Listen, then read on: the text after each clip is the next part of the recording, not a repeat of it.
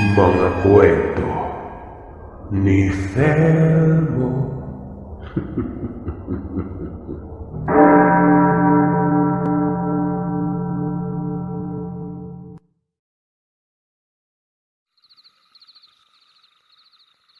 Mapagpalang araw sa inyong lahat. Naway nasa mabuti kayong kalagayan. Ligtas sa kapahamakan at nasa mabuting kalusugan. Ang kwentong maririnig nyo ay hango sa totoong pangyayari na malayang inihayag ng ating tagabahagi na si Jerwin. Dekada 70 sa tagong lugar ng Canaga, Leyte. Hindi may pagkakaila na talagang karamihan sa atin ay naniniwala sa mga kababalagan. Ito'y sakop na ng kultura. Isinilang ito matagal na panahon na.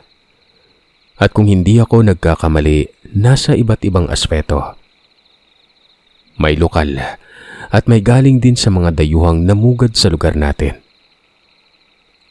Pero kadalasan, mga kwentong kanto lang. Wala talagang ebidensya para maging batayan natin para kumbinsin ang sarili na paniwalaan talagang isang bagay. Paano kung sabihin ko sa inyo na totoo ang mga ito? Ayon kay Jerwin, siya mismo ang magpapatunay ng lahat. Buhay daw kasi ng tatay niya ang mababanggit dito. Sa tagong lugar ng Canaga, may kilalang tao o manunoon na sobrang misteryoso. Ang pangalan nito, Berbus. Ito umanong si Berbus, pinaniniwala ang may sa pagka-impakto. Dahil kung kumilos umano ito, hindi mo makikita sa normal. Brusko ang pangangatawan, malakas, mabilis, at napakatapang. Bukod pa diyan, nakatira sa gubat kung saan ito ay yung gubat na pinaniniwalaang nababalot ng katatakutan. Marami umanong nakatirang elemento. Base na din ito sa mga salaysay ng mga naunang residente na namahay sa lugar na yon. Si Berbus, minsan lamang kung bumaba ng bayan. At kung makita na ito ng mga tao, animoy nakakita ng demonyo. Natatakot kasi sa kanya ang karamihan sa nakatira sa lugar. Maliban na lamang sa isang binata na tawagin na lamang natin sa pangalang Bito. Si Bito, ito ang tatay ni Jerwin. Ulila na ito sa magulang at ang nagpalaki sa kanya ay ang albularyong lolo na si Lolo Antonio. Buhat ng mga salaysay ng lolo na huwag umanong katakutan si Berbus dahil tao lamang umano ito. Albularyo nga ang lolo at dahil dito'y naniniwala siya sa kung paano nito kilatisin ang misteryosong tao. Pero bilin nito, huwag lamang umanong kakausapin o lalapitan yon. Natural na lang na parang wala. May agimat lamang daw kasi umano itong si Berbus. Ayon pa sa Lolo Antonio, hindi pang karaniwan kay Berbus ay ang tangan lamang daw nitong sobrang bihira nun. Malakas at hindi hamak na mas mabisa kaysa sa mga karaniwang bertud na hawak ng mga biyasang tao. Itong si Bito, nangursong malaman ang pagkatao ni Berbus. Nang minsang napadako ito sa lugar nila, lumapit ito sa Ginoo. Napakatahimik umano tapos ang likot ng mga mata. Ang kadalasang dahilan kung bakit ito bumababa ng bayan ay ang bumili lang ng alak. Kung hindi daw kasi nagkakamali si Bito, kulafu ang binibili nito at napakarami. Naiisip nga noon ni Bito na lasenggero pala itong si Berbus. Sinubukan niyang kausapin. Maayos naman makitungo. Katunayan ay mabait at palabiro. Tinanong niya kung saan nakatira. Kahit pa man alam niya sa sarili kung saan naman talaga. Ang sabi ni Berbus, sa loob umano ng gubat. May bahay siya doon at may kasama pa nga umano siya. Dagdag pa ni Berbus, nakakabaliw umano ang mga tao sa lugar. Naiilang daw kasi sa kanya. Wala namang dapat katakutan dahil unang-una ay hindi naman siya masamang tao. Saglit lang naman yung pag-uusap na yon. Pero doon nagsimula ang lahat para kilatisin pang maigi ni Vito ang taong ito. Sa sumunod na linggo, muling dumako si Berbus. Alam ni Vito kung anong araw at oras ang dating, kaya naman nakaantabay ng binata. Matapos makabili ng alak ni Berbus, inabangan ito ni Vito. Ang sabi ng binatilyo, gusto niya umanong gumala sa gubat, kaso wala siyang kasama. Pwede ba umanong magpasama siya kay Berbus nun? Akala noon ni Vito na pauunlakan siya pero umiling si Berbus at ang sabi nito, hindi daw pwede. Gawa ng delikado ang lugar. Ayon naman kay Vito, kung delikado pa ang lugar ay bakit doon tumitira si Berbus? May punto ka dyan. Sa bagay, iba kasi ako. Sanay na ako sa gubat na yon. Teka, talaga bang gusto mong gumala? Sige, pumunta ka na lang doon sa gilid ng gubat at sasalbungin kita. Anong araw mong gusto? Tsaka anong pangalan mo? Parang gusto ko yung katulad mo ah. Matapang. Wika ni Berbus nun. Kagad namang sinabi ni Vito ang araw. Sa susunod na araw daw at umaga siya tutungo sa lugar. Nagpakilala na rin siya sa kanyang pangalan. At dagdag pa niya, apo siya ng isang albularyo na nagngangalang Antonio. Aba, apo ka pala ng albularyong yon. Siya sige, pero magpaalam ka. Tumango si Vito. Kinagabihan ay sinabi niya sa kanyang lolo na pupunta niya si Berbus. Pero napagalitan siya ng kanyang lolo. Ayon dito, ayos lang na huwag katakutan ng tao dahil hindi naman ito masama pero yung pupunta ng lugar nito, hindi daw siya papayag nun. Nakapunta na daw si Lolo Antonio at kamuntikan pa siyang mamatay dahil may bumagat umano sa kanya. Dambuhalang nilalang na kung tawagin ay sarangay. Mabuti na lamang umano at nagawa pang makatakas ni Lolo Antonio. Nagtanong naman ang binata kung ano ba itong sarangay.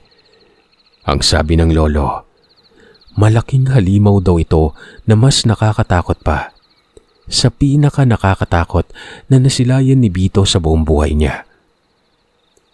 Mahirap umano idetalye ang muka.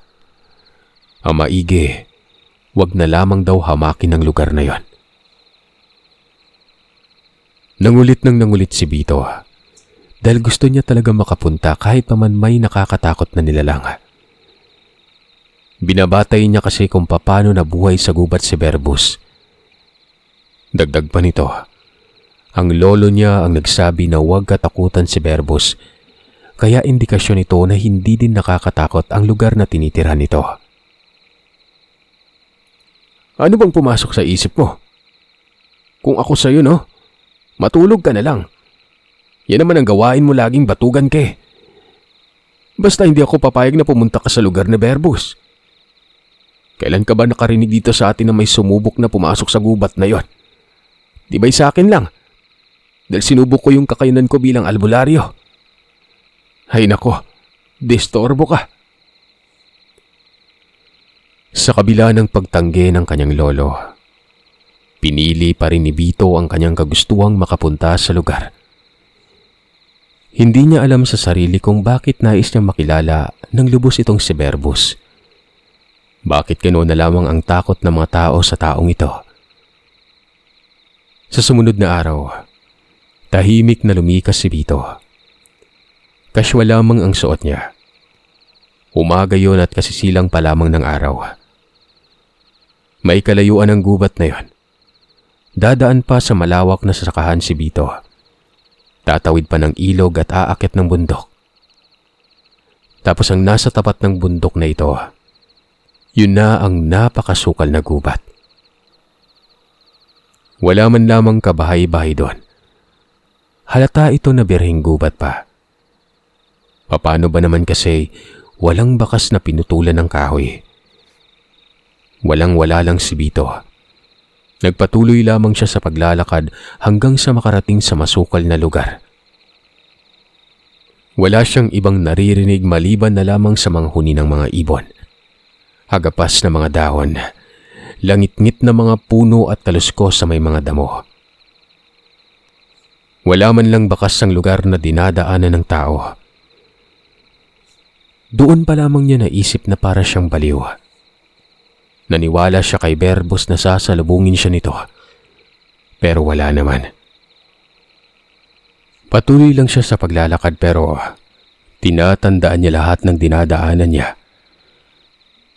Sakali kasing magbago ang kanyang isip at umuwi, hindi siya maliligaw. Umabot na lang umano ng tanghali. Alam niya naman ito dahil tirik na ang araw nun.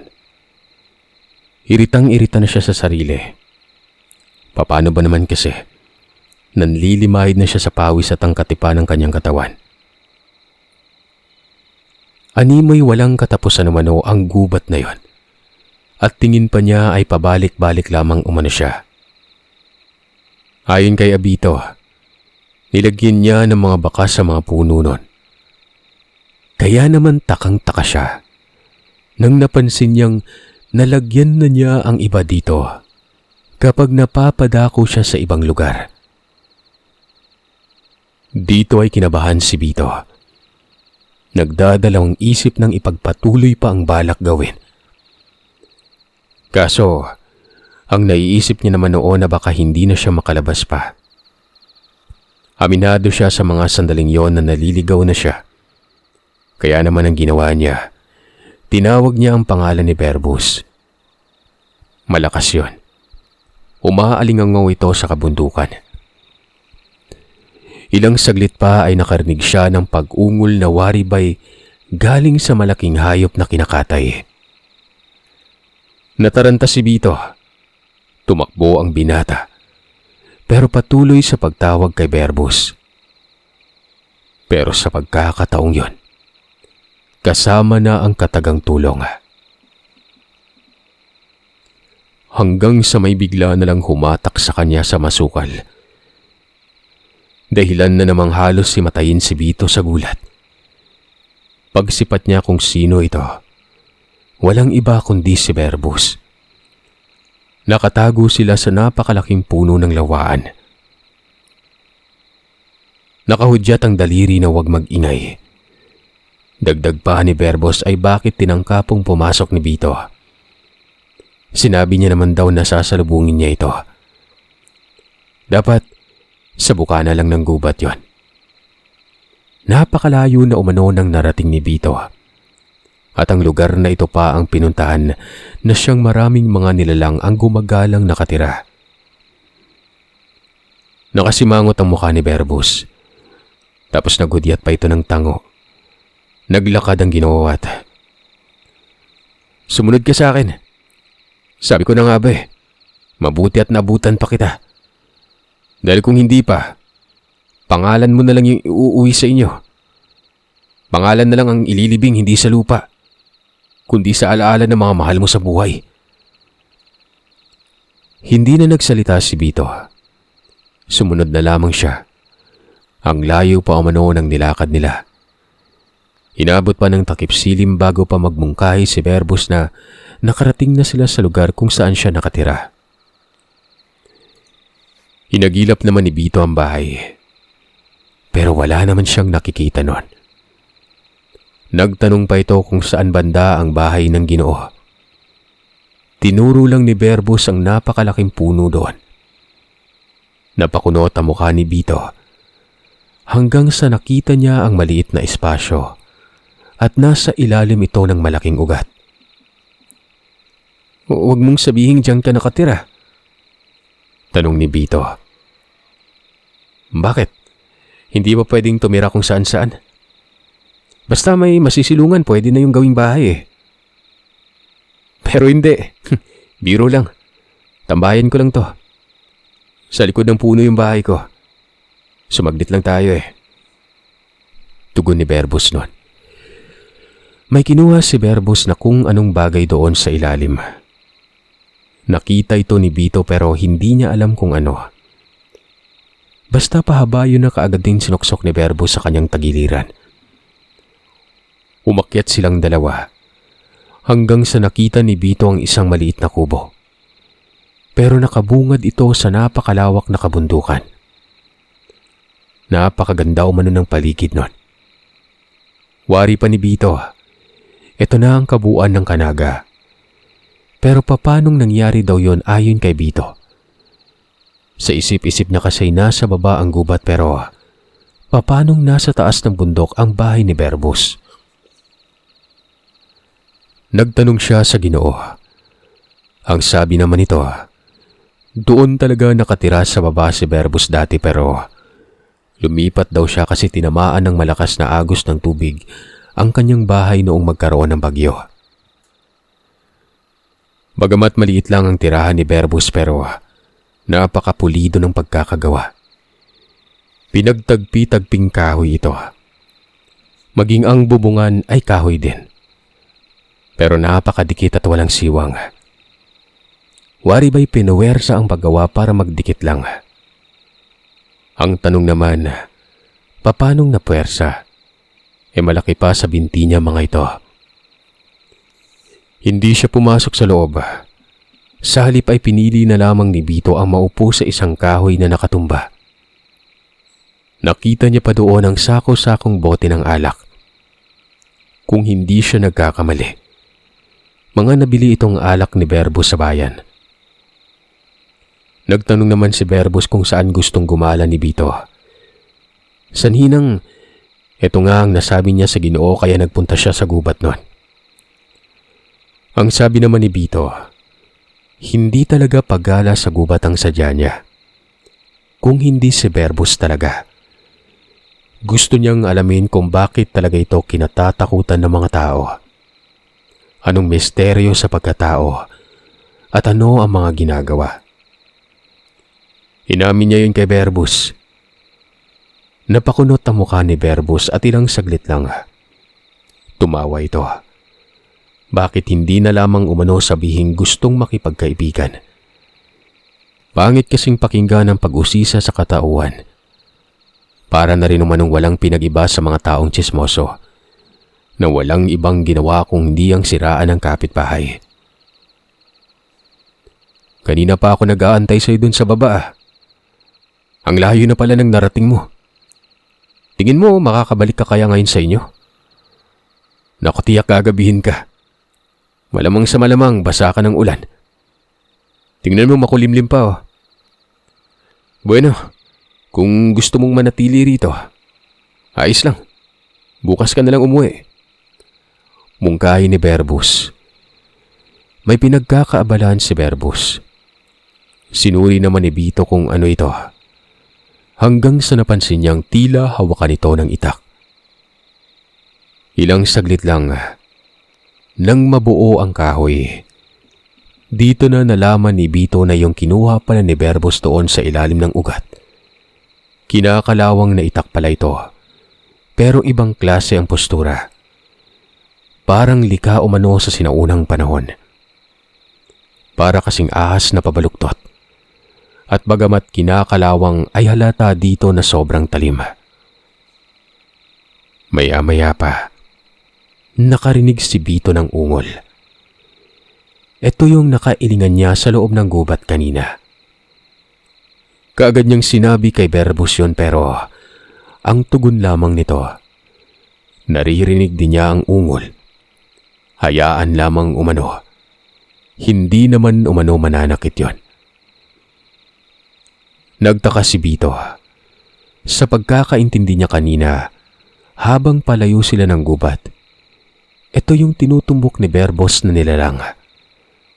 Pero ngayon, tila ba kalmado lamang si Verbus. Hindi katulad kanina na balisa. Ang sabi pa ni Vito, kung hindi siya nagkakamali, hinahabol siya ng nilalang na umuungol nun. Hindi ka hinahabol. Tinutulungan ka lang niya. Kung di dahil sa kanya, hindi ako makakarating kaagad. Siya yung sinabi ko sa yung kasama kong nakatira dito. Nakalimutan mo na ba? Ano? Teka, tao ba siya? Nakakatakot ang tingin eh. Tanong ng binata. Ayon kay Verbus, hindi umano tao ang kasama niya. At ito ang kinatatakutan talaga ng mga tao sa bayan. At hindi siya. Dahil ito ang bumubungad sa mga residente sa tuwing napapadako sa gubat ang mga yon. At hinalangan ng mga tao, si Verbus umano ang halimaw na ito.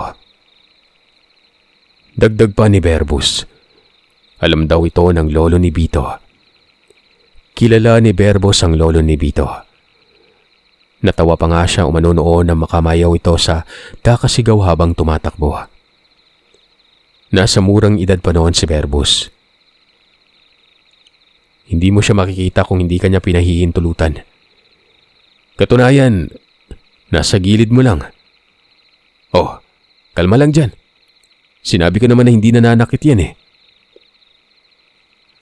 Ayon pa dito, ang kinatatakutan daw niya kanina doon sa gubat kung saan naroroon si Vito ay ang nagkalat na aswang.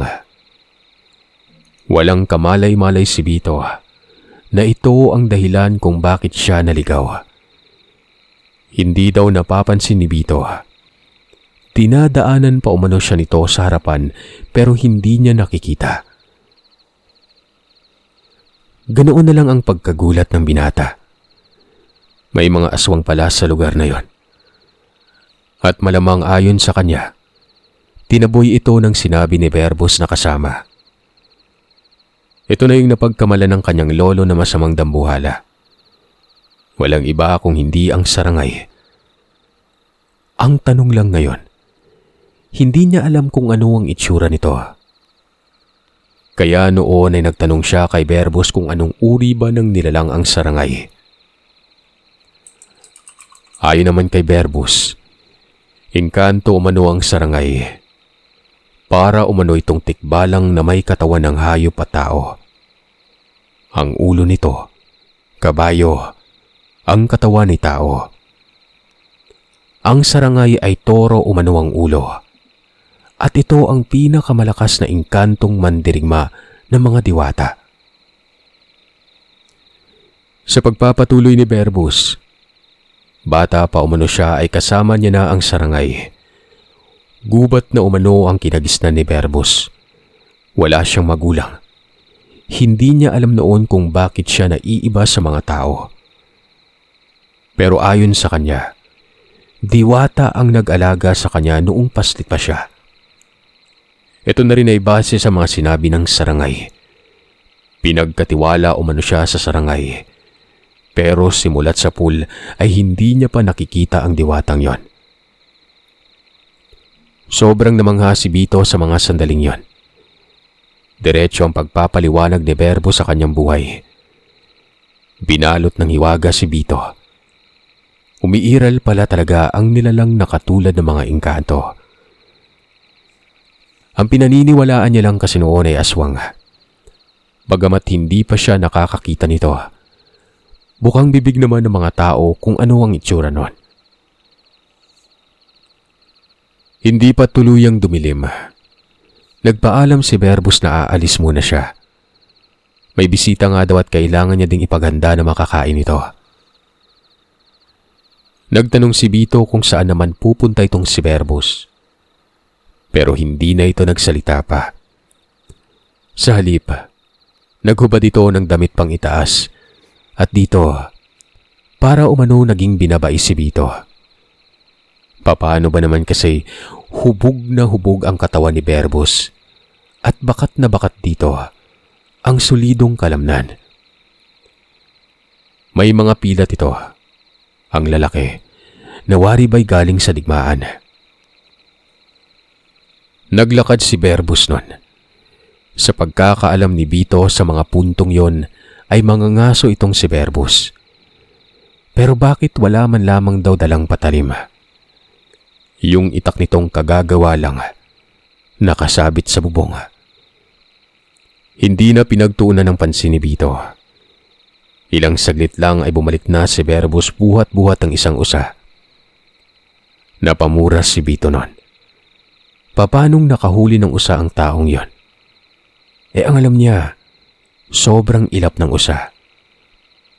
Doon ay iniisip niya na lang na baka tinulungan ito ng sarangay. Nakangisi si Berbus. Ang sabi ay masarap daw ang karne ng usa. Wala itong katulad. Inihaw lamang yun ni Berbus at dahil gutom na gutom si Vito, marami siyang nakain. Pero karne lang, walang kanin-kanin yon. Matapos naman noon, inabutan siya ng isang bote ng kulafo. Panghimagas sumano, baka hindi matunawan ng pagkain nitong si Vito. Si Vito ay hindi talaga umiinom pero sa puntong yon, napasubo ang binata. Nakipag-inuman siya kay Berbus at nang tamaan ng alak. Dito na nagliparan ng sangdamakmak ang katanungan ng binata. Ano ba talaga ang tanga ni Berbus? Ano pa ang kakayanan nito maliban sa mga karaniwan niyang hinala? Tumawa lang si Berbus. Umiling-iling at sinabing kapag isiniwalat niya ang lahat, matatakot lang si Vito. Pero dahil nalason na ng alak ang diwa ng binata nun, sinabi niyang hindi siya matatakot sa anumang sasabihin ni Berbus. Nagkaroon naman noon ng panandaliang katahimikan. Tumayo itong si Berbus at tumingala sa kalangitan. Si Vito naman, nakatuon lamang ang atensyon sa Ginoo. Alam niyang nag-iisip si Berbus at malamang sa malamang ay malalaman niya na ang pagkatao nito. Pero nang humarap umano sa kanya si Berbus, halos mapatalon sa gulat itong si Vito. Papaano ba naman kasi? Sobrang nakakakilabot ang itsura ni Berbus nun. Masahol pa ito sa nakasimangot na aso. Kahit medyo madilim, litaw na litaw ang kulay ng mga mata. Kulay dilaw yon at napapaligiran ng pula nun. Tapos ay may nakausling mga ngipin na ubod ng tutulis. Ilang saglit pa umano, yumuko si Berbus. At dito ay nakita ni Vito ang paglapad ng balikat ng Ginoo. Mas lumaki ang katawan at naririnig niya umano ang paglagutok ng mga buto nito na wari ba'y nagkabali-bali nun. Wala na. Sa isip noon ni Vito, isang aswang si Berbus. Tatakbo sana siya kaso bigla naman itong nagsalita. Ang sabi pa ni Berbus, bakit umano tatakbo? Nakapanumpa na hindi matatakot. Huwag kang aalis. Mas delikado kapag lumayo ka sa lugar na to. Umupo ka dyan at mag-inuman tayo. Kaloko kang bata ka. Ano na? Wika ni Berbus nun. Si Vito ay nanlamig na lamang bigla. Pinagpawisan ito nang wala sa oras. Yung bote pa ng alak, hindi na napapansin na natatapos na pala ang laman kahit hawak niya pa ito. Tumabi sa kanya si Berbus. Tumungga ito ng alak at nasaan yung aswang. Kinikilabutan man, pero nilakasan ni Vito ang kanyang loob. Pero aminado siyang sobrang nakakatakot talaga ang itsura ni Berbus nun. Parang may katabi umano siyang napakalaking aso. Habang umiinom itong si Berbus, ay saka naman unti-unting pagbabalik sa normal na tao. Sa maniwala man kayo o sa hindi, parang may alikabok na naglalaglagan at unti-unting nagiging maayos sa mukha nito. Dito, napabuntong hininga si Vito. Gumaan ang pakiramdam at dito na siya nakapagsalita. Pero sa tono umano ng boses niyang binibitawan, halatang nangangatog ang katawan. Sabi pa niya, anong klaseng nilalang si Berbus? Ay naman kay Berbus, literal na aswang siya. Pero hindi ito yung aswang na karaniwang bukang bibig ng mga tao. Sadyang naiiba lamang siya at ilan na lamang din ang katulad niyang umiiral. Kagaya ng ibang kwento niyo, gabunan ang tawag sa kanya. Pero may pinagkaiba rin. Dahil ang tipikal na gabunan umano ay hindi kontrolado ang sarili at ang kabuang anyo ay taong lobo. Mabalahibo at may kalakihan din. Pero siya, walang balahibo. Natural lang kung anong kulay niya ay yun pa rin ang lalabas sa pagiging aswang. Sabihin na nating aswang na engkanto ako. Ang totoo, alam ko talaga kung sino at ano ang mga magulang ko. Ayoko lang ihag sa'yo ng diretsyo. Kasi alam ko naman na doon pa lang malalaman mo na kaagad kung ano talaga ako eh. Ang nanay ko, isang aswang.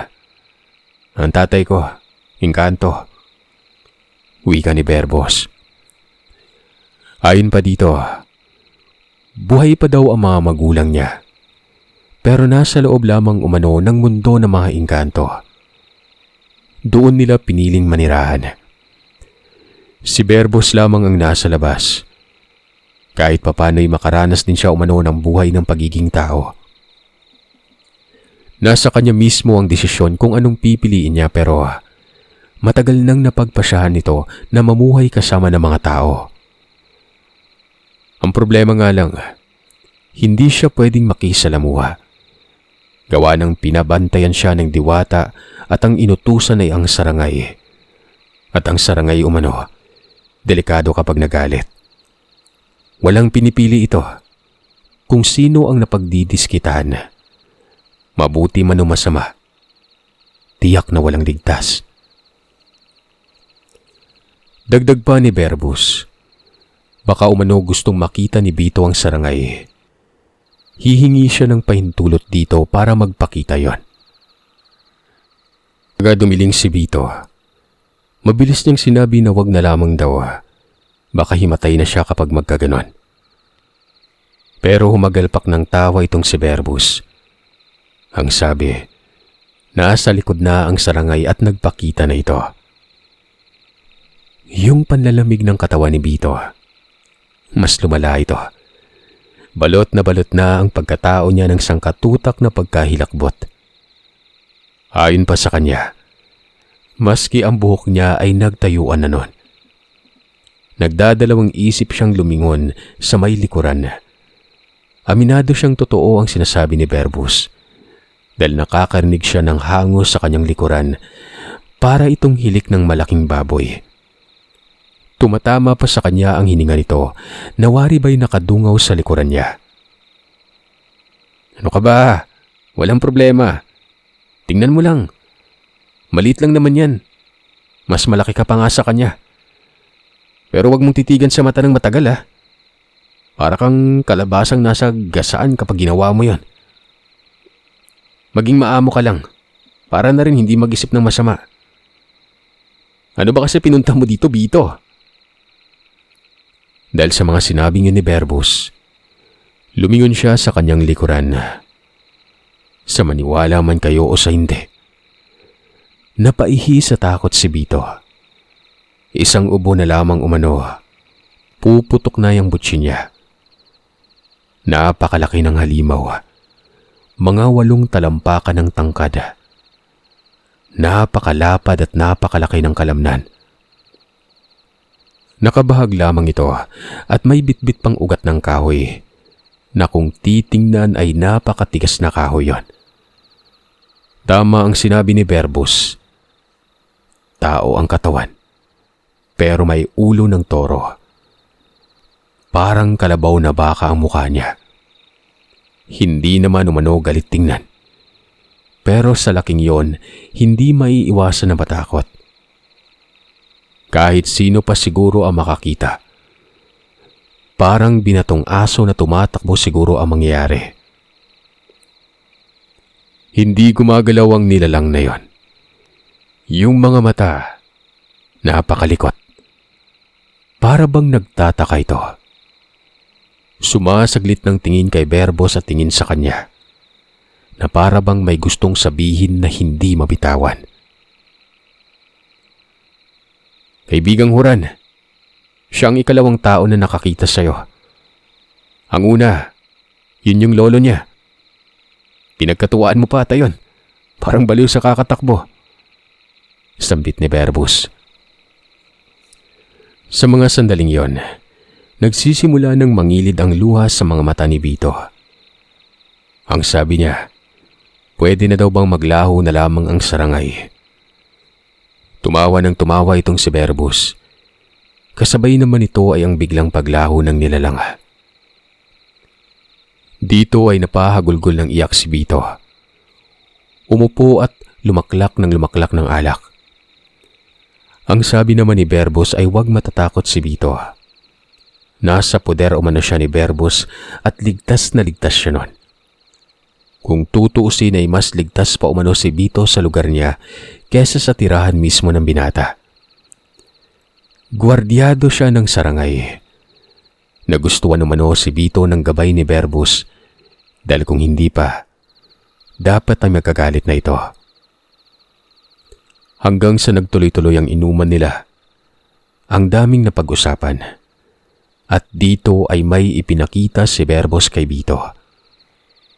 Ayon pa sa binatilyo, isang bagay ito na patulis. 3 daliri ang kapal at halos 1 dangkal ang haba. Nagtanong naman si Vito kung ano ba yon at dito ay ngumisi si Berbos at sinabing, hindi mo ba napansin ang sungay ng sarangay? Kaputol ito ng isang sungay niya. Mutya ito, Vito. Hindi ko pa nagagamit. Aanuhin ko naman to sapat na ako sa simpleng nilalang lang. Bagaman may kakaibang abilidad pero hindi na kinakailangan pa nito. Ano namang gagawin mo dyan, Berbos? Teka, masusuka ako. Ang sakit ng ulo ko. Ngayon pa lang kasi ako nakainom O ito, sa'yo na to. Tago mo. Huwag na mong ipapakita sa iba. Tugon naman ni Berbos sabay abot ng tangan kay Vito. Napangisi ang binata.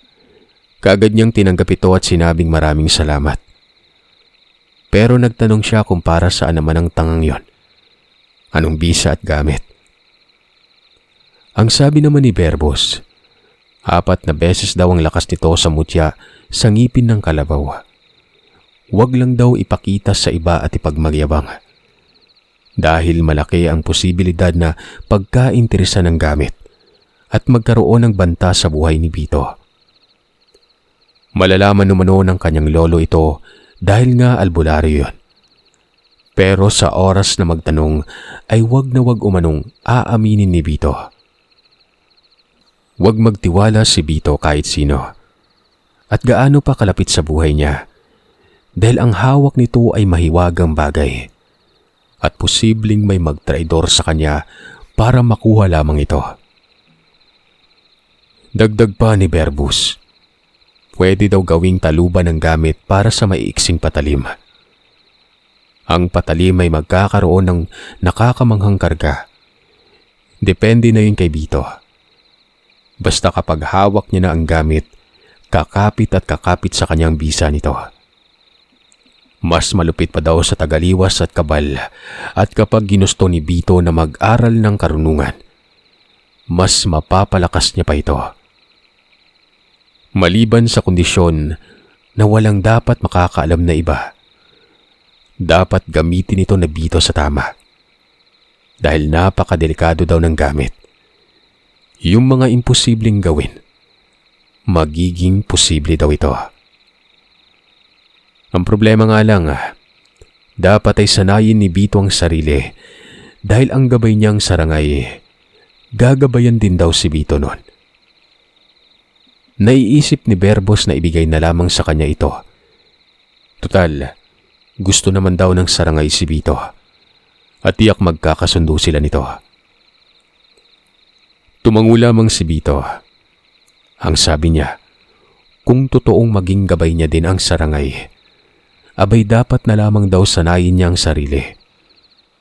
Tatatagan niya ang kanyang loob hanggang sa nalangunan ng nalangu sa alak si Vito. Hindi niya namalayan na nakatulog na siya sa kinauupuan. Pagkagising niya, umaga na. Nakahiga siya sa lupa at sa mga sandaling ito, umaambon pa. Ganun na lang ang pagtataka ni Vito kasi hindi niya makita ang bahay ni Verbus. Wala na ito doon sa gilid ng malaking puno. Kinusot-kusot niya ang kanyang mga mata, pero wala talaga siyang makitang bahay. Tumayo si Vito at nagpasuray-suray pa siya hanggang sa napasandal sa ugat. Ginala niya ang kanyang paningin kasabay ng pagtawag sa pangalan ni Verbus. Walang tugon. Sa halip, ang tugon na bumabalik ay ang boses lamang niyang ume-echo sa lugar na yon. Napapaisip si Vito na baka panaginip lamang kung kaya naman sinampal-sampal niya ang kanyang mukha. Pero makatotohanan talaga. Gising talaga siya ng mga sandaling yon. Dahil kung panaginip pa ay putol-putol sana ang pangyari. Nagpatuloy siya sa pagtawag sa pangalan ni Verbus pero wala talaga siyang makita. Wala siyang ibang nakikita sa lugar maliban na lamang sa gubat. Para umano siyang baliw nun. Iniisip niyang mahigi ang nangyari kagabi. May ibinigay sa kanya si Verbus, ang sungay ng sarangay. Nakita niya ito sa kung saan siya humiga. Napanganga na lamang si Vito ng mga sandaling ito. Ano ang nangyayari? Ang naiwan lang ay yung sungay. Wala nang mga bakas pang iba. Maging yung mga bote ng alak ay naglaho nun. Yung kinatitirikan sana ng bahay ni Verbus na espasyo ay may mga damo at baging na ito. Gulong-gulo ang isip ni Vito. Magpaganoon pa man ay pinili niya na lamang na umuwi nun. Pero habang papalayo siya sa lugar, sumisipat siya ng paulit-ulit sa bahay ni Verbus. Ilang saglit lang, nakarinig siya ng pagsigaw. Boses ito ni Verbus. Kaagad namang hinanap ni Vito kung saan galing. Pero parang nasa buong paligid umano ito. Ang sabi, mag-iingat daw si Vito. Huwag kalimutan ng mga sinabi niya dito kagabi. Dagdag pa nito, maraming salamat umano at sa kauna-unahang pagkakataon. Nagkaroon ito ng kaibigang tao. Sinagot naman ni Vito kung nasaan na si Verbus. Ang tugon nito, naroroon lang daw sa lugar. Sabi ko naman sa'yo, aswang na engkanto ako, di ba? Huwag ka nang lumingon pa. Dumiretso ka nang umuwi. Ingatan mo yung bigay ko sa'yo. Wika ni Verbus. Hindi na lang nagsalita pa si Vito. Tumango lang ito at nagbuntong hininga sabay lakad pababa ng lugar. Napangiti si Vito. Hindi nga siya nananaginip. Totoo nga yung nangyari at naiisip niyang tama naman si Verbus. Engkanto na aswang ito at malamang sa malamang yung lugar kung saan sila naroon kagabi. Nabibilang ito sa mundo ng mga engkanto. Alam niya sa sarili na makikita niya pa si Verbus. Bababa ito ng bayan at bibili ng alak. Malaking katanungan sa kanya kung paano nagkaroon ng salapi si Verbus pero niloko niya na lamang ang sarili na baka may mahika ito. Magaling manlinlang. Engkanto nga, di ba? Mabuti na lamang at hindi masamang nilalang kung nagkataon ay dilubyo ang dala nito. Habang pababa ng bundok, sinisipat din ni Vito ang lugar kung saan siya naligaw. Kinikilabutan si Vito. Makita niya palang ang lilim ng mga puno, na ilalarawan niya ang mga aswang na nabanggit ni Verbus. Pero anong klaseng aswang ang nasa loob ng gubat? Sa isip ni Vito. Ilang saglit lang ay nakasilay siya ng 3 tao na papasalubong sa kanya. Medyo nagtaka si Vito. Paano ba naman kasi wala namang matinong daanan ng lugar? Katunayan ay tirang bahala na yung paglakad niya sa masukal. Walang pinatutunguhan. Kumabig si Vito. Halata kasing sa kanya ito patungo. Pero pagkabig niya ay sumabay din ng 3 tao. Habang papalapit ay nagiging malinaw na sa kanya ang mga mukha nito. Hindi niya kilala. Casual lamang ang suot na waribay magsasaka. Huminto si Vito. Dito ay huminto din ng 3 tao. Tapos yung kaninang nakabaling ang tingin sa iba na wari may tinitingnan. Ngayon ay nakatuon na sa kanya. Napamura si Vito. Kung hindi siya nagkakamali, ay may gagawin sa kanya ang mga ito. Kinabahan si Vito nun.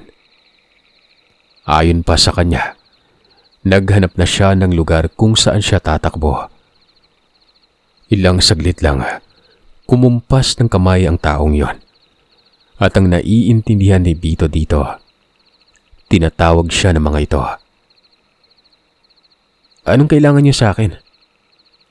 Pero walang nagsalita. Ngumisi ang mga ito at naglakad palapit sa kanya. Hindi magkawari si Vito. Hindi niya alam ang gagawin. Sumigaw siya at tinawag ang pangalan ni Verbus. Hindi pa naman kasi kalayuan ang lugar. Paulit-ulit siyang sumisigaw habang umaatras.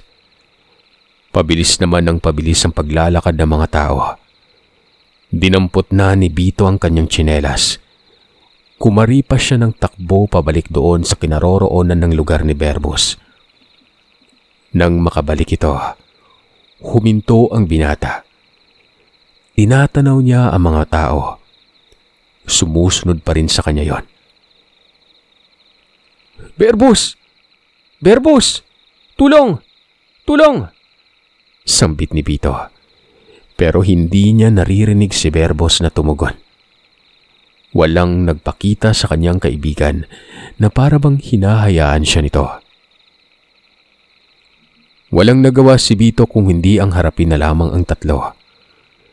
Nang ilang distansya na lamang sa kanya ang mga ito. Nagdampot siya ng bato at sinabing kapag lumapit ay babatuhin niya umano. Imbis na matinag, lumapit pa sa kanya ang mga ito. Hanggang sa 2 dipa na lamang ang layo. Huminto ang mga ito at sinabi ng isang tao na may gusto lang itong kunin sa kanya. Walang iba kundi ang sungay ng sarangay. Dagdag pa, walang mangyayari umano sa binata. Basta't ibigay lamang daw ang gusto nilang makuha nun.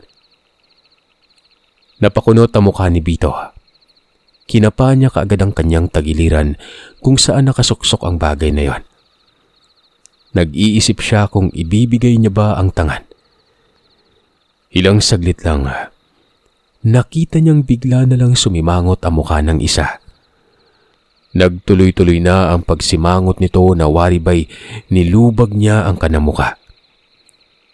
Naging pangit daw yon. Parang baboy na nakasimangot. Hanggang sa yung 2 ay naging ganon din. Napamura si Vito. Hindi tao ang mga ito. Kung hindi ito engkanto, malamang sa malamang mga aswang. Pero nakapagtatakang nagpapakita ang mga ito sa araw. Muling nagmungkahi ang isa sa mga yon na ibigay na umano sa kanila ang hinihingi nila. Gustong-gusto nang ibigay ni Vito ang tangan niya, pero naiisip niya ang sinabi ni Verbus na huwag ibibigay sa kung sino ang mutya. Pinanindigan niya ito sa harap ng kaibigan, kung kaya't nararapat lapang natuparin niya yon. Sinabi ni Vito na hindi niya ibibigay, magkakamatayan muna sila bago makuha ang gamit. Pinagkatiwala sa kanya umano ito at walang ibang hahawak nito kundi siya mismo.